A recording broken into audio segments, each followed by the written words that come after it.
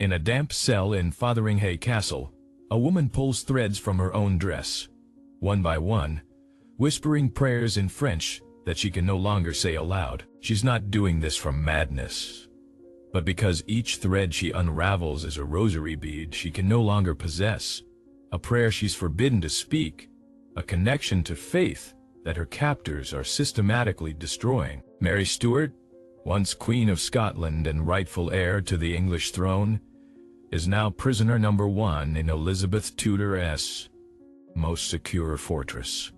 Her hands, which once signed royal decrees, now tremble as she counts the days until her execution. 19 years. For 19 years, they've been preparing her for death, not through torture of the body, but through calculated destruction of everything that made her human. They say a body doesn't lie, and Mary Stuart's body told a story her executioners didn't want acknowledged. Her skin, weathered by years in cold, sunless cells. Her eyes, hollowed by endless crying for a son she would never see again. Her hair, which had turned completely white by age 44, not from time but from psychological torment. She looked like an old woman, but she wasn't old. She was broken, systematically and deliberately, by a government that understood that destroying a queen's spirit was more valuable than simply killing her body. In that stone cell, surrounded by guards who watched her every moment, even her most intimate functions, Mary Stuart learned that there are tortures far worse than death, the kind that dismantle your soul piece by piece, until you beg for the axe as a mercy. But to understand how a woman who once ruled a kingdom came to welcome execution as liberation, we must go back, not to the gilded halls of her youth, but to the moment when they took from her the only thing that still made her want to live, her child. Mary Stuart was born December 8, 1542, at Linlithgow Palace in Scotland. She became Queen of Scotland when she was 6 days old, after her father King James V died, reportedly from grief, after a devastating military defeat. Her childhood was defined by political chess games played by adults who saw her only as a game piece.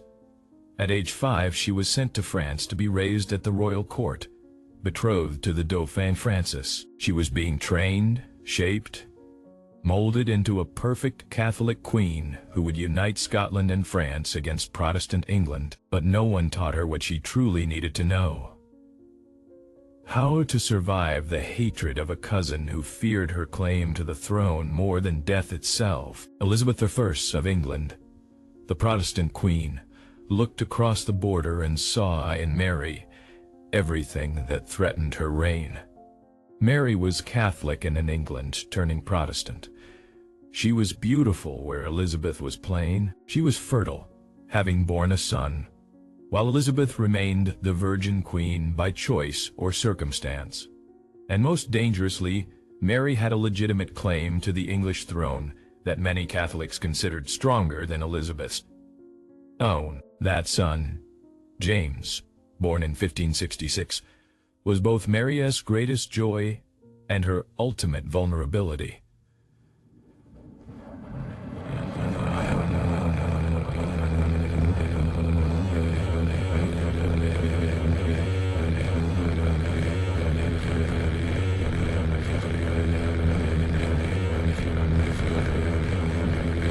Mary fled to England, naively believing her cousin Elizabeth would help her reclaim her throne.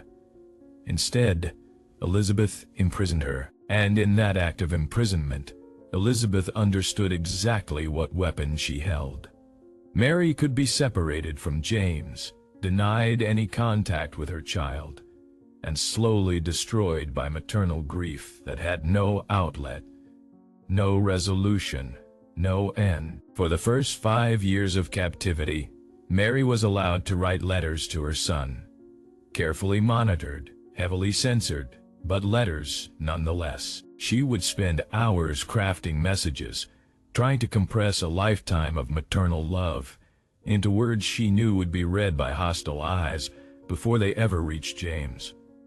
She wrote about his father, though speaking of Lord Darnley brought her pain. She wrote advice about ruling, about faith, about the sacred duty of kingship. Most of all, she wrote that she loved him, that she thought of him every moment, that she dreamed of the day she would hold him again. In 1572, when James was 6 years old, the letters stopped.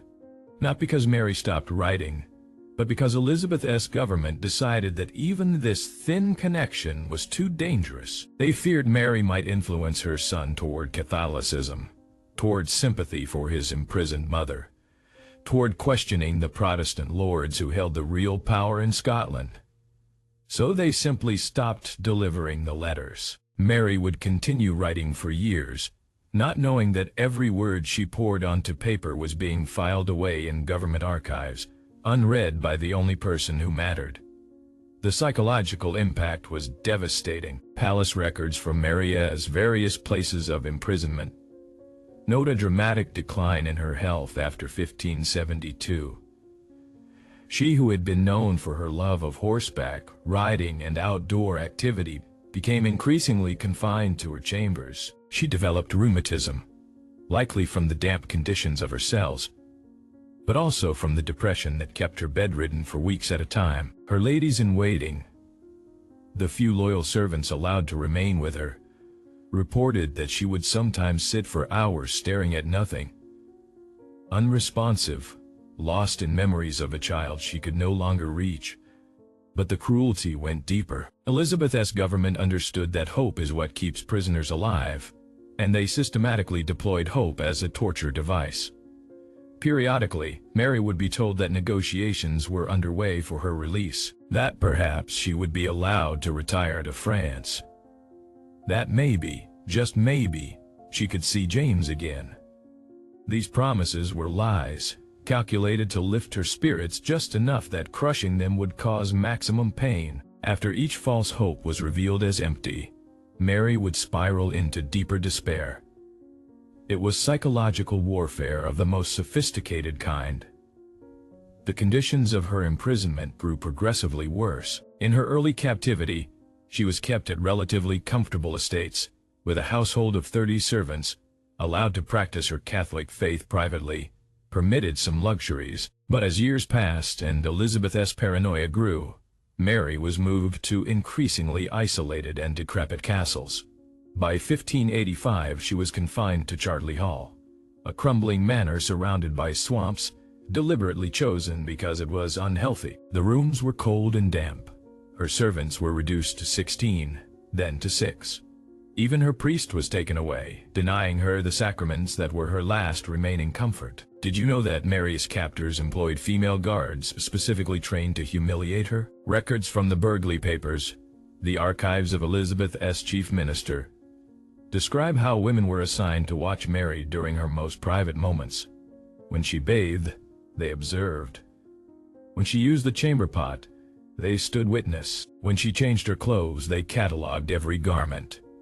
This wasn't security. It was deliberate degradation. For a woman raised as royalty, taught that modesty was a cardinal virtue, this constant violation of privacy was as painful as any physical torture. Her health deteriorated rapidly. By 1586, at age 43, Mary could barely walk without assistance.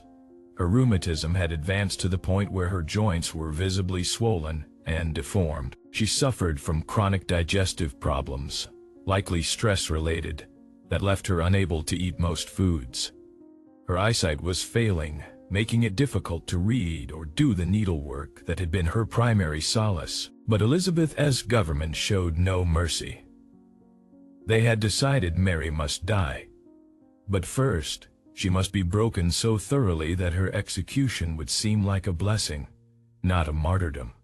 The trap was set with sophisticated precision. Elizabeth's spymaster, Sir Francis Walsingham, arranged for Mary to be given a new means of secret correspondence with the outside world.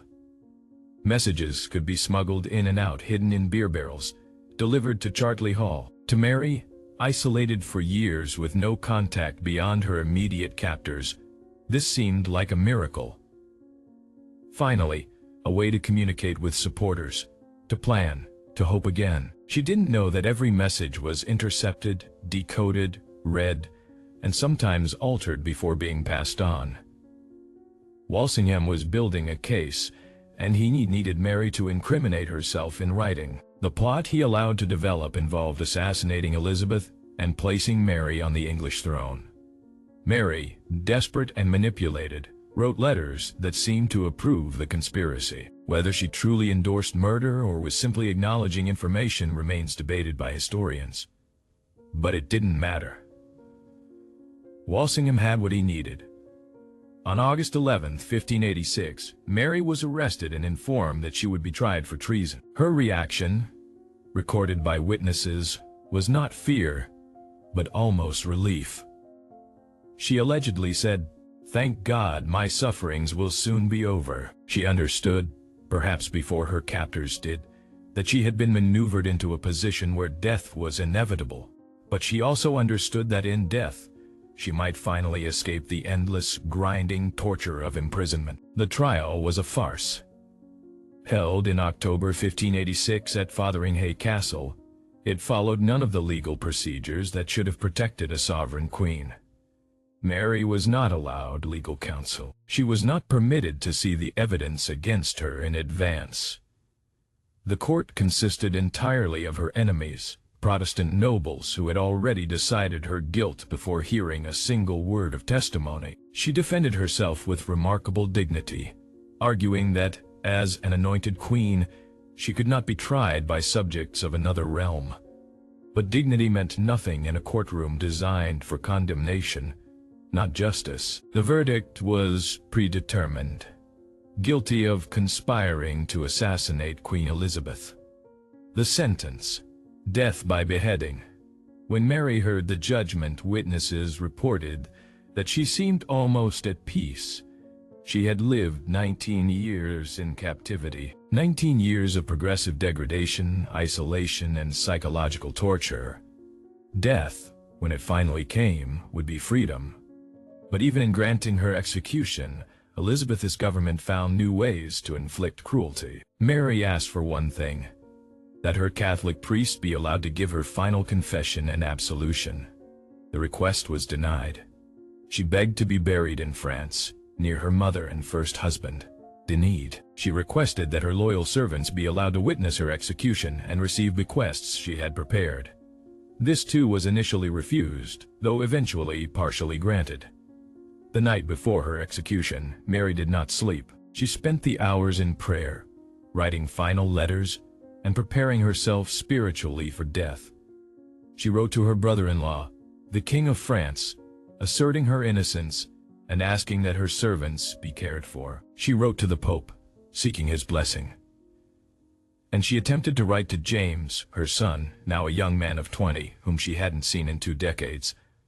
That letter, if it was ever completed, has never been found. Perhaps she couldn't finish it. Perhaps there were no words adequate for a mother's final message to a son who barely remembered her.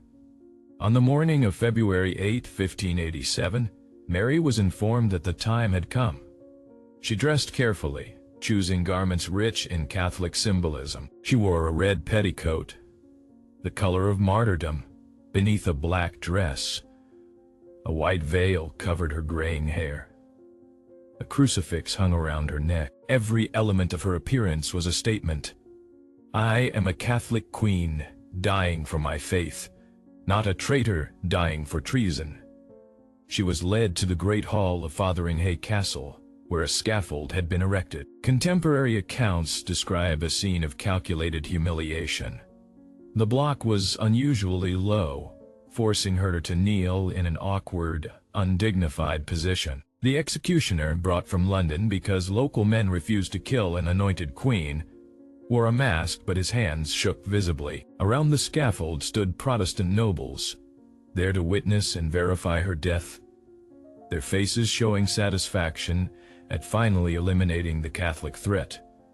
But what happened next transformed humiliation into something else entirely. Mary walked to the scaffold with steady steps, despite her physical infirmities. When she reached the block, she addressed the assembly in a clear, strong voice. She forgave her executioners. she proclaimed her Catholic faith. She asserted her innocence of the specific charges while acknowledging her imperfections as a human being. And then she said something that silenced the hostile crowd. "In my end is my beginning." It was a reference to her family motto, but it was also prophecy. She understood that her death would not end her story, but transform it. She would become a martyr, a symbol, more dangerous to Elizabeth dead than alive. The executioners moved to bind her, and here Mary performed her final act of dignity. She smiled at them and said, "I am not accustomed to having such grooms attend me, nor to disrobe before such company." But she allowed them to remove her outer garments, revealing the red petticoat beneath. The color shocked the Protestant witnesses, who understood its meaning. This was not an execution but a martyrdom, and Mary was claiming that role consciously and deliberately. She knelt at the block and positioned herself. The executioner raised the axe, and then came the moment that would haunt witnesses for the rest of their lives. The first blow missed. Instead of severing her neck cleanly, the axe struck the back of her head, causing massive trauma but not killing her. Contemporary accounts, including a letter from the executioner himself, describe how Mary's lips continued moving in prayer after the first blow. The executioner, panicking, struck again. The second blow cut most of the way through her neck, but still didn't complete the execution. A third blow was required to fully sever her head from her body. But even then, the horror wasn't over. When the executioner lifted Mary's head to display it to the crowd, proclaiming "God save the Queen," her auburn hair, which everyone knew she possessed, came away in his hand. She had been wearing a wig. Her actual hair, white from suffering, had been too shameful to display, so even in death, she had maintained an illusion of dignity. The head that rolled onto the scaffold showed a woman far older than her 44 years, ravaged by nearly 2 decades of psychological torture. And there was one final unbearable detail. After Mary's head was severed, her small dog, a Skye Terrier that had hidden in her skirts and accompanied her to the scaffold unnoticed, emerged from beneath her garments. The dog refused to leave her body, lying in the spreading pool of blood, whimpering. Guards had to forcibly remove the animal, which died shortly after, reportedly from grief. Even Mary's pet had suffered the consequences of her 19 years of captivity. Mary's body was not buried immediately. For months, it was kept at Fotheringhay, embalmed but unburied, as if Elizabeth couldn't quite commit to the finality of interment. When burial finally occurred, it was at Peterborough Cathedral, not in France as Mary had requested. Her grave was marked only with a simple stone, as if even in death, her identity must be suppressed. But Elizabeth had miscalculated. Mary's execution created exactly the martyrdom Elizabeth had hoped to avoid. Catholics across Europe were outraged. Pope Sixtus I openly called Mary a saint. King Philip II of Spain used her death as justification for launching the Spanish Armada against England the following year. And in Scotland, young King James VI, Mary's son, who barely remembered his mother, found himself in an impossible position. He had made no move to save her, prioritizing his political relationship with Elizabeth over filial duty. That decision would haunt him for the rest of his life. When Elizabeth herself died in 1603, James became King of England as James I, uniting the crowns of Scotland and England, just as his mother had always hoped. One of his first acts as English king was to have Mary's body exhumed from Peterborough and reburied with royal honors in Westminster Abbey, directly across from Elizabeth's own tomb. Mother and daughter cousin, enemies in life, now rest opposite each other for eternity. James commissioned an elaborate marble monument for Mary, far grander than Elizabeth's, with an inscription proclaiming Mary's innocence and her place as rightful heir to both Scottish and English thrones. Stand in Westminster Abbey today and look at Mary's tomb. The marble effigy shows her as she was in youth. beautiful, serene, royal. It bears no trace of the suffering woman who spent 19 years in captivity, whose hair turned white from psychological torture, who was denied her faith, her child, her dignity, and finally her life. The monument is a lie, but a meaningful one. It represents James's attempt to rewrite his mother's story, to give her in death the honor she was denied in life. But the truth is preserved elsewhere. In the letters Mary wrote that were never delivered to James, now held in various archives. In the testimony of her servants, who recorded how she suffered.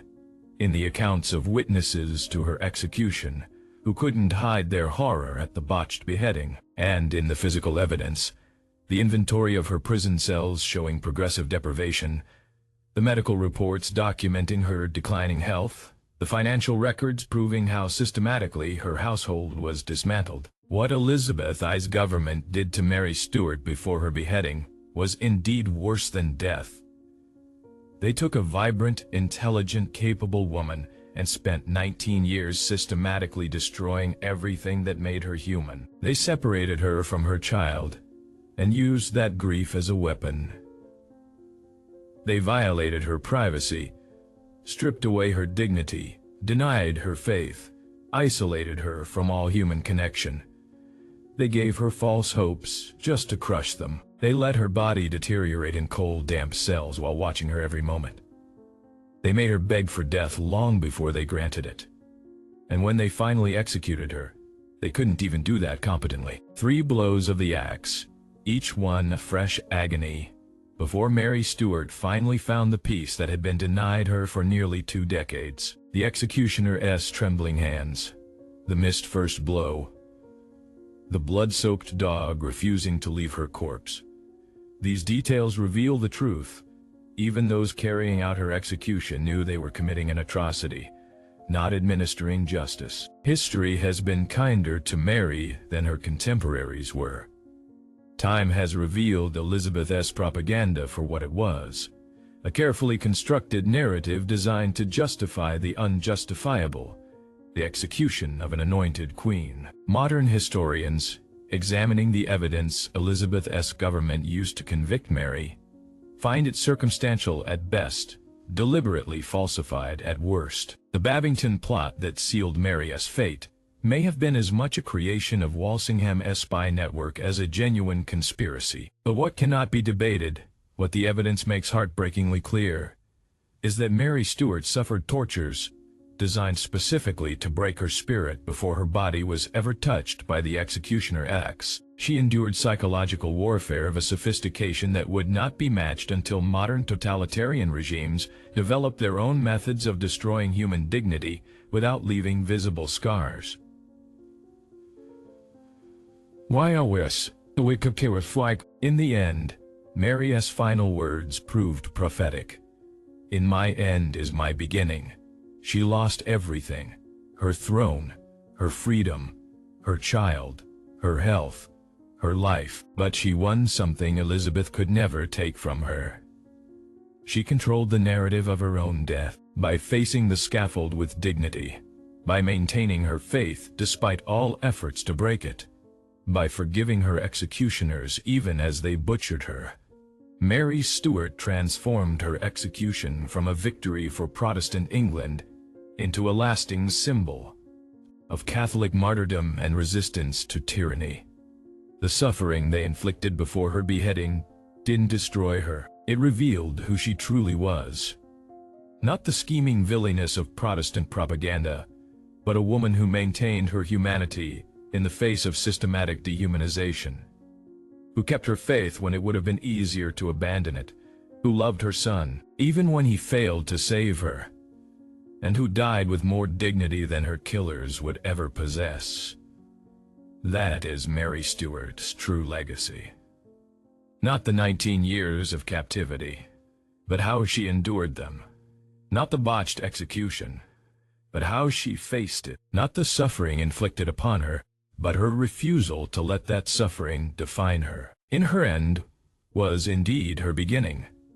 The beginning of a legend, that has outlasted Elizabeth's reign, James's kingdom, and the religious conflicts that consumed 16th century Europe. What they did to Mary Stuart before her beheading was worse than death. But what Mary Stuart did in response was greater than any revenge.